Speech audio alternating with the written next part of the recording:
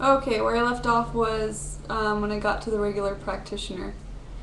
So I got to the regular practitioner, and I narrowed it down to him, and I was seeing him all the time. And granted, he had some, documented proof of some of the symptoms I was going through, and he just kept tackling it like it was one cold after the other or one problem after the other. And then he started treating me a little bit differently. Um, but at that point, I was trying to research how does this all work. I didn't know what happens when you have a serious condition. I've never had one. I've never really known what that's like, or how the medical field practice works. So I started trying to help myself in the meantime and figuring out what it is that they need to help diagnose me or what I can do to help myself. So I was looking at other diseases and their symptoms and seeing if anything matched, and I couldn't find anything, but I did find out that doctors kind of build this um, chart on you of all these symptoms if it's serious, and then they'll send you to a specialist, and then they'll figure out what it is, and yada yada. So I thought my job at that point was to keep going in, keep reporting what was happening to me, keep asking for answers, which is what you should do. I figured they would hospitalize me if they felt it was that serious. Looking back at it now, I'm actually really, and I think other Lymes victims probably feel the same, I'm really upset I wasn't hospitalized in one way. One way, I shouldn't have had to go through that. In another way, they don't know what they're doing with me. They didn't know what to do with me, so they may have harmed me even more at that time. Anyways, so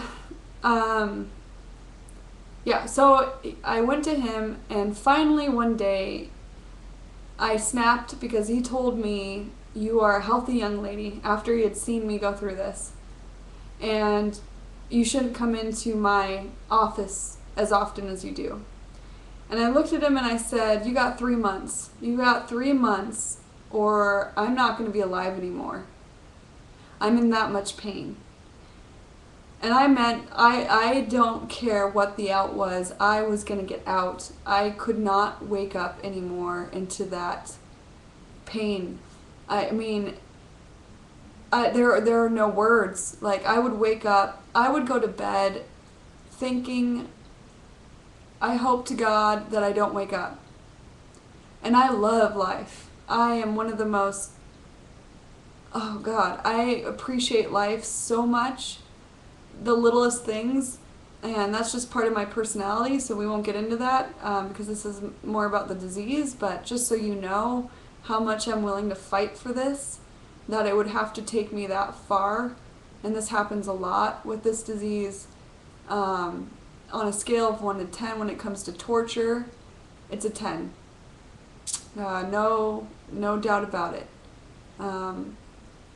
So all I could do was I kept waking up. I figured one day either I'm going to end up on an autopsy table and they'll figure out what was wrong with me, or I'll end up hospitalized and they'll figure out what was wrong with me. But in the meantime, all I could do was keep fighting for my life, and that's what I did. And anyways, so off of that, so he tells me that. I told him, that this is it. This is where the bus stops here. You find me help. Period. I'm done with this game of of having you see me every other week and not get anywhere with this. So he sent me to a rheumatologist, and I'll make a long story short. I had doctors I've seen all sorts of doctors, a lot of them that were rude to me, that treated me disrespectfully, that treated me like I was someone that thought whatever that's the name is when someone thinks that they're sick all the time. Ones that didn't believe me, ones that literally would not help me. I had doctors that would not help me. ER doctors. And I'm dead serious. Looking back at this now, at that time, I could barely walk. So I wasn't going to fight. I just wanted help.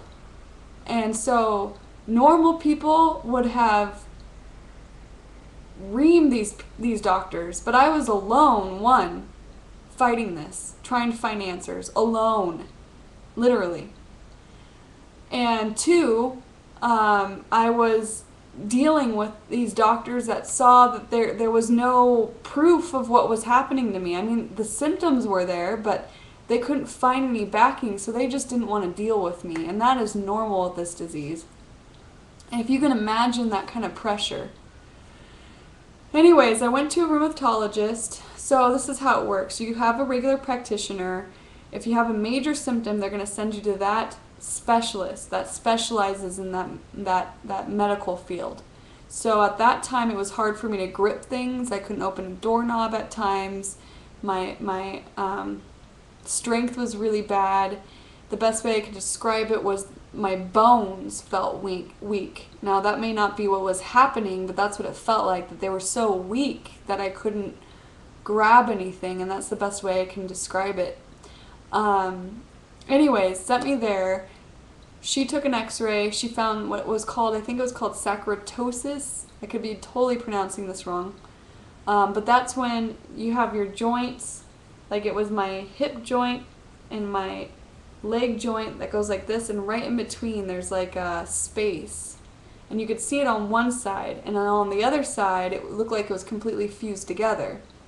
And that's caused by either a major bacterial or viral infection, or some underlying causes which were rheumatological. So we started off with her list that she thought it was. And I did all the tests for him. I had x-rays, MRIs, colonoscopy for Crohn's disease, on and on and on, and negative. And she told me, how are you standing? Like that symptom alone, just that one, she said, how are you standing? Most people are in a wheelchair. And I told her, that's not what hurts. It's my entire body. That's not what hurts. So that's how serious that symptom was, that they finally caught on something. Anyways, long story short, I get another blood draw. She tests me for what was Lyme's disease at the time, and up until that point I really didn't know what Lyme's disease was. I never even really thought of it. I was just waiting for a doctor to catch on to what was going on with me. And I was getting the blood draw, and thank God for this nurse. She asked me what my symptoms were. I kind of told her vaguely what was going on. She bent down and whispered in my ear, and I suppose this is because of the red tape that's around this disease. If it's Lyme's disease, most likely this test will come back negative. And if I can be honest with you, that's what it sounds like you're dealing with. And I don't want to see you go through, a number of years in pain without getting a diagnosis, because that's usually what happens. So at that point, I started researching what Lyme's disease was, and bingo, the symptoms matched what I was going through, because it was pretty much every symptom. So that's the only disease that I could find that fit that category. I was never sold on anything. So when doctors say, or people say that they think that others just believe they have Lyme's disease, and then, they think their way into it, that's not what's happening, and that doesn't happen to true late-term Lyme's victims. What's happening is that we are suffering so much that all we want is an answer. And there are none. None that are accepted by the medical community. And, there are blood tests, there's proof of the disease. Anyways, I'm not going to get into that.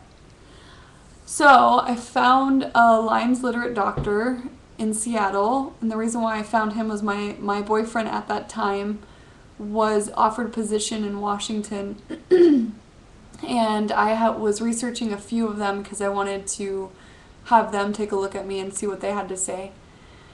And the one that I found, it was a toss-up between San Francisco and Seattle, and the one in Seattle seemed like the best option because he was the closest in reach to me, even though I lived in California at the time, but I meant like moving wise. Moved out to Washington, saw the doctor in Seattle. He did what was called an epigenetics blood test, which is better than the Western blot because there's no real like red tape. They, as far as CDC requirements and all of that, it's just the pure test, and it's not limited. So that came back positive, extremely positive, and at that point I had the option to treat. He said, it's Lyme's disease, you know, by the blood work, so there's no disputing that. And the treatment was long-term antibiotics, which was a number of antibiotics, and that has risks involved. But at that point, I mean, you could have told me to cut my arm off and I would have been cured, and I would have been like, all right, let's do this. Take it off. Or, you know, not to sound dramatic or whatever, but yeah, I would have been willing to do that. So yeah, I did the year's worth of antibiotics, and I, for the first time, I mean, it was hard. The symptoms, I noticed that one left after the other.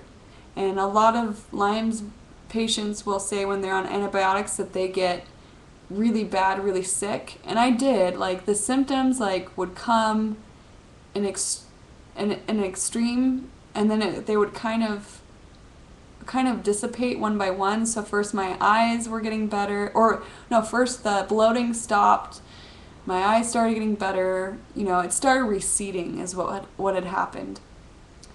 And finally I got my feet back under me. And yeah, I still had, you know, I still had symptoms, I still got sick, I still had to sleep some days, the fatigue would come in, but on a scale of 1 to 10, the amount of pain and suffering went down to like maybe a 2, and that became a normal for me, and I just lived with it, thinking that, you know, this is just the way it's going to be for the rest of my life, and I can live with that. I can live with a little bit of pain, a little bit of having to sleep, having to take care of myself. So what? Well, it came back, and it came back full force, and it took out my vision. Now with Lyme's, what I've noticed, I mean, I'm not a doctor, but I've had to do a lot of research on this, is that they say it's neurological. So it can hit neurological. So a lot of my symptoms in the past, which was my memory loss, is neurological. And, you know, the hand stuff, or the bone, the weakness, you know, is probably neurological. But it seems like the longer you have it and the more that it works its way in, it really starts to hit big time on neurological rather than any of the other symptoms. So what I realized the second round was I thought that the first round was the disease. The first round was the disease. I treated it. I got over it. I could move on with my life. No. What I realized was the first round was what they call a flare-up. The second round was what they call a flare-up. So my body is embedded with this infection of a bacteria. And because of reasons I'll explain about the bacteria later on, the antibiotics, it is extremely hard to get rid of this with antibiotics. So my body basically had a cap on it for I think it was like 1.5 years, 2 years, to where it can manage it, to where it didn't like take over. And